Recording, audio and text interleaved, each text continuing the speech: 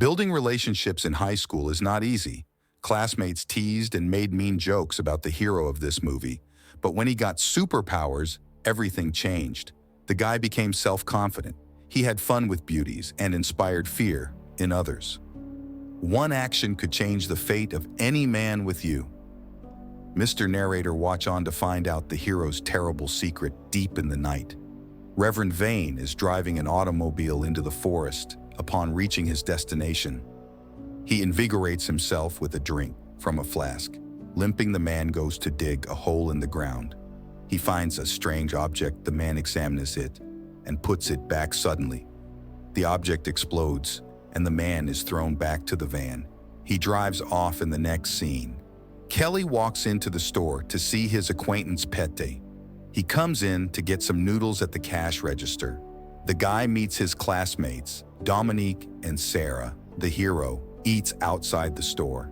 He is noticed by the school bullies, Nelson, Tony, and Reed. The guys are used to bullying Kelly. Dominique defends her friend, but the guys do not listen to her. They put him in a trash can and film it. Dominique offers to give the hero a ride to school, but her friend is against it. Kelly changes into clean clothes and rides his bike to school. Near the school, he eats a box that had noodles in it. The hero's locker is painted. Inside is ramen and pencils. The boy takes a pencil and chews off the rubber band. The school kids around him laugh. The hooligans posted a video they took in the morning after school. The hero hurries home. He helps his mother, Bernice, take the shopping inside. On the way, he chews on a paper bag. Dominique has also returned home. She chats with her mother, Terry. The woman thinks Kelly's a weirdo. The boy has been eating paper since he was a kid. Dominique gets angry and goes to her room, sitting on her bed. She looks at her childhood photo with Kelly. Meanwhile, in the desert, Red Elk is conducting a ritual the next morning. Burns calls her son to the doctor.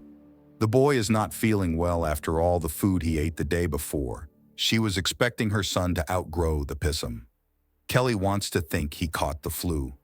The doctor explains that he has an eating disorder. He steps aside with Bernice. The man advises her to take her son to a special specialist. The doctor asks Bernice out, but she closes the door behind him.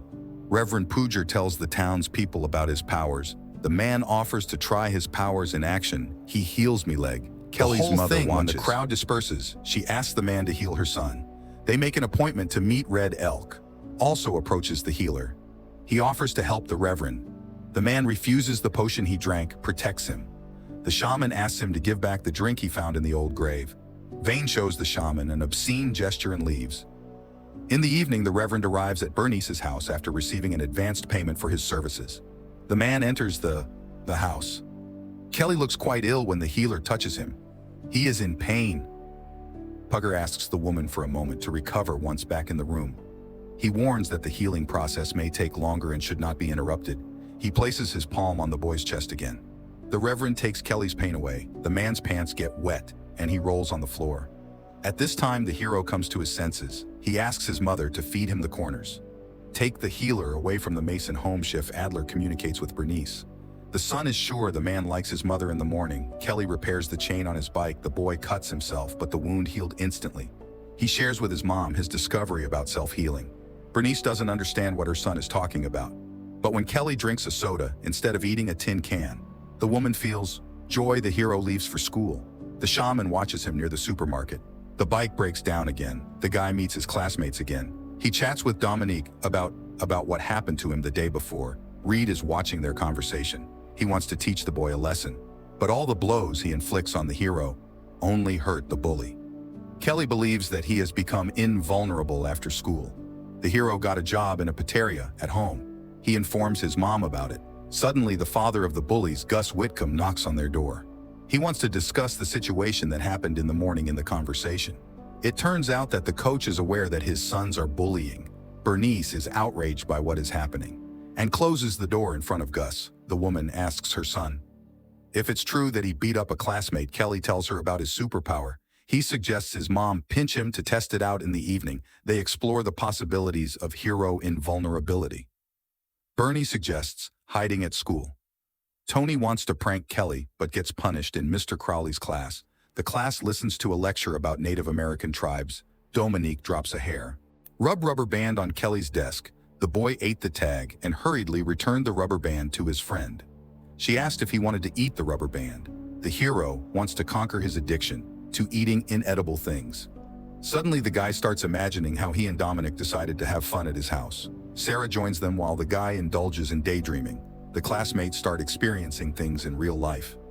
Kelly runs out of the classroom with a log in his pants. The high schoolers are having fun at a beach party. Tony suggests that the girls join them. Nelson tries to get Dominique's attention. The girl doesn't like it. She yells at a classmate. Kelly stands up for her friend. Nelson wants to teach the hero a lesson, but the coach stops the fight. The boys go to the river coach. Whatcom promises to find out what's going on with the hero and teach him a lesson. Dominique believes that the man is unfair to her friend. The bullies are speeding down the highway. They catch up with Kelly. A guy is riding a bicycle. The guys want to scare him. Him playing around, they hit the hero. All the consequences of the accident is experienced by Brad, seeing a friend. The guys run out of the car. They wanted to call for help, but they see Kelly getting out from under the wheels. Terrified, they flee the scene. Amy Hero changes his clothes. He sees his wounds healing. Sarah and Dominic arrive at the scene of the accident. The girls recognize a classmate's car and stop at the curb. They are horrified by what they see inside the interior of the car. Kelly tells her friend about what happened. Dominique is surprised because there is not a scratch on the guy. The police ambulance coach and boys and Bernice arrive at the scene of the accident. The sheriff asks that the hero not go anywhere. Kelly and Dominic are sitting in the car. The boy tells his mom about what happened. Dominic promises to keep his friend's secret. Adler interrogates the boys about the accident. The bullies decide to blame Kelly for what happened to their friend. They reported that the guy drove in the middle of the road on purpose. Kelly settled on the theory that he was thrown into the bushes during the accident. Red Elk came to visit Preacher Vane's grave at school. The boys are discussing what happened to them. Kelly treated Dominic to some rice bread with peanut butter. The girl thinks they taste like styrofoam. Nelson thought of a way to get back at the hero. Dominique hints to her friend that she wants to go on a date with him. Kelly invites her to a movie on Friday. At the end of the day, the hero cleansed the pizza oven. A coworker comes in to take over for him. Kelly handed the guy a stick, but it turned out to be really hot near the garbage cans. Red Moose was waiting for the hero. The man questioned him about the accident and told him that the guy had become the new Weather Vane. Kelly replied that the healer cured him and died at home. The hero learned that his mom wasn't feeling well. He took the car to go to the pharmacy to get medicine. The hooligans were lurking in the bushes. They were waiting for Bernice to leave the house so they could get revenge on Kelly. The boys moved the Mason's trailer off the pier. The gas pipe in the house was damaged. The bullies drove away. Bernice couldn't get out of the house. There was an explosion in the trailer.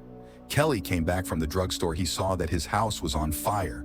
Guy carried his mother's body out of the building. The woman could not be saved in the next scene. Kelly is lying in the hospital. The doctor is looking at his test results. The guy was not injured by the fire. Sheriff Adler asks the doctor to keep the kid another night. He leaves the kid's belongings by the bed at the hospital. The sheriff is stopped by Red Moose. The man tells Adler about Kelly drinking the potion. The sheriff asks the shaman not to bother the guy with stories of their ancestors as time passes. Bernice's funeral takes place. Kelly puts flowers for his mother and leaves. He goes to the grave of Reverend Weatherman. Dominique follows her friend. She wants to support the hero. The girl kisses Kelly. The guy ate a dry leaf from the Reverend's grave. He threw up on the ground. A bush bloomed on the grave. Sarah saw what was happening to Kelly. The sheriff tries to support the hero. He takes the guy to the temporary housing. On the way, the man asks the hero about their trailer because it was dislodged from its supports. The bullies ride in the car. They discuss what happened. That was their fault. Reed disagrees with the way his friends acted. The boys catch up to the sheriff's car. They start taunting Kelly. The hero realized that they might be involved in the EXP Expion in the trailer. He jumped out of the car on the run to catch up with the bullies. The boys arrived at the lake. Kelly lurked in the bushes. He watched the hooligans having fun in the water, sneaking up on the guy's stuff. The hero started eating their stuff. Kelly tied Tucker's t-shirt around his neck. The guys started to drown. The guys pulled their friend out of the water. Kelly made his presence known at the lake. The bullies were afraid of what a classmate could do to them. The hero heard the conversation of the guys he decided not to harm. The police arrived. Kelly ran away. The guys told the sheriff that Kelly had somehow hurt Tucker. The policemen started asking them about how exactly the guys were having fun. The deputy realized that the boys were hiding something that evening. Dominique talked to Sarah on FaceTime. Her friend asked her to talk to Kelly. The girl thought a friend had approached her house. She noticed a rice column and movie tickets outside her window. Suddenly, her mom walked up to her. The woman put her hand on her daughter's shoulder, startling her. Terry asked her daughter to close the window at night because it was dangerous outside when the mother left. Dominique looked out the window again. Kelly decided to surprise her. He invited the girl to take a walk and talk. The hero told his friend that the bullies were to blame for what happened to Bernice. Dominique advised her friend to leave revenge behind. She thought it was better to get the boys to confess what they had done in chemistry class. The teacher suggested an experiment with dangerous reagents. Suddenly, Kel burst into the classroom. He started bullying his abusers. Tony wanted to fight with the guy, but Nelson restrained his friend. The hero asks the guys to confess what they have done. Tony didn't hold back. He splashed a chemical in Kelly's face. Tony got a chemical burn on his face. Sarah wanted to avenge her boyfriend and punched the hero in the groin, but she felt the pain herself. The sheriff walked into the classroom. Kelly ran away. Sarah arrived at Nelson's house in the evening. She told the boy about what she saw at the funeral. The boys had gone to Vane's grave to pick a plant that had made Kelly sick. Nelson put the plant in the bathroom at his house in the evening coach. Whitcomb told his sons to get ready for the match the next day. Red Moose and the sheriff supervised a backhoe that was removing vegetation on Fleur's graves. Afterward, Adler came to the field to see Goosey Felt. The coach should cancel practice. The sheriff left for the parking lot. In the coach's car, he found a target and a rock. Kelly snuck over to Whitcomb's car. He wanted to take something from Nelson's bag to get revenge. Adler went back to the field to talk to the boys about the find the hero. Found a drill in the coach's car. The sheriff realized the Whitcomb were hiding something. Kelly walked onto the field. He chewed on Nelson's sock and wanted to put on a show. Reed said he had nothing to do with what happened in the trailer and ran off. His brother grabbed the canister, used to put out the fire. Hero started drilling his knee. Nelson EXP experienced pain instead of Kelly. Hero wanted his enemies to confess to the crime. Adler reminded the guy that he wasn't like those bullies. The sheriff guessed that the guys were involved in the fire at Kelly's house also. Adler said he knew about P. Pfluger giving the guy the power. Kelly listened intently to the man. All the while he had a drill spinning in his knee at the noisy. Dominique came running. The girl was running in the stadium. She asked her friend to stop. The coach attacked the hero, but he was thrown back on the grass. Nelson sprayed the contents of the canister on Kelly. He and Sarah placed the leaf juice inside, which harmed the hero. Dominique ran up to a friend who was feeling sick. Coach grabbed a gun from the sheriff. Kelly confessed to the man that it was his sons who set the trailer with Bernice on fire. The man fired and hurt himself, and Nelson Dominique was disappointed in what her friend had become. Adler offered to help the boy on a full moon. The sheriff and Red Elk performed a ritual. Dominique sat next to her friend. The cops arrived at the cemetery. They saw the ritual. The hero began to shake. Red Moose decided to take the C for himself. The policeman shot at the guy and fell. The bullet grazed Dominique. The boys fell into the pit at Vane. By doing so, he got rid of the power. The shaman and the sheriff didn't realize what had happened to the fort. The coroners were taking the bodies to the morgue. Suddenly, Dominique came to her senses. It was the movie, The Unhealer from 2020. What would you do in the guy's shoes if the power ended up in your possession?